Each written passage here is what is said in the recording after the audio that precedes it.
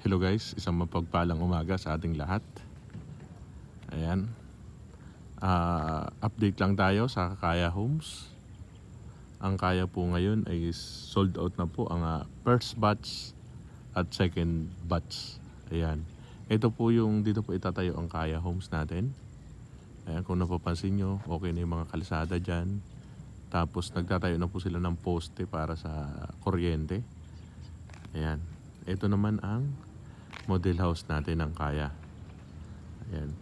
Kaya yung mga gustong mag-avail, na po kayo ng mga requirements nyo para tanggapin ang reservation nyo dito sa Kaya. Pero sa ngayon po is mag-wait po tayo, maghihintay tayo ng bagong open ng third batch ng Kaya Homes row house dito sa Naik, Cavite. Ayan.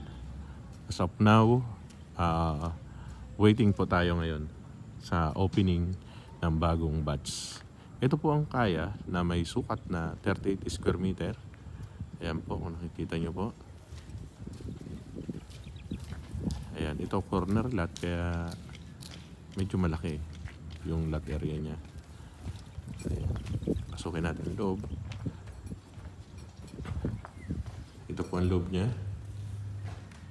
Ayan. Pwede nyo pong gawing one bedroom dito.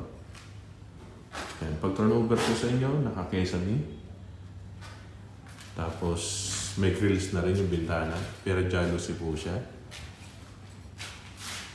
As low as 3,000 pesos. Pwede na po kayo mag-reservation. At ang record salary natin is 13,000. Ayan. Meron po tayo dito yung toilet and bath. Ayan. Ang down payment lang po natin dito is 36,000. Payable pa po ito ng 9 months. Yan, dito po ang kitchen natin sa likod. At ang monthly naman po natin sa Pag-ibig is 4,300 sa 30 years. Ayan, kaya abil na po kayo yung mga 5,900 natin dyan.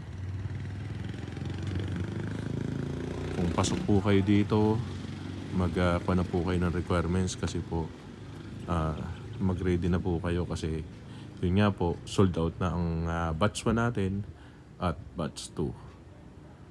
Okay, PM lang po kayo para ma-assist namin po kayo. Ayan po. Dito po, townhouse po ang gagawin dito. Marami na po tayo ditong RFO unit sa townhouse. Ayan. Lahat na po ng phase is inopen dito sa townhouse Kaya po. Ayan, ang Kaya po townhouse natin, ang sukat din po is 38 square meter ang lot area at ang floor area naman po is 43 square meter. Ayan. Ang required salary po natin is 24,000. Ang monthly po natin sa Pag-ibig is 8,200. Ayan. Kaya PM lang po kayo para matulungan po namin kayo. Okay po. Ingat po palagi at maraming salamat po.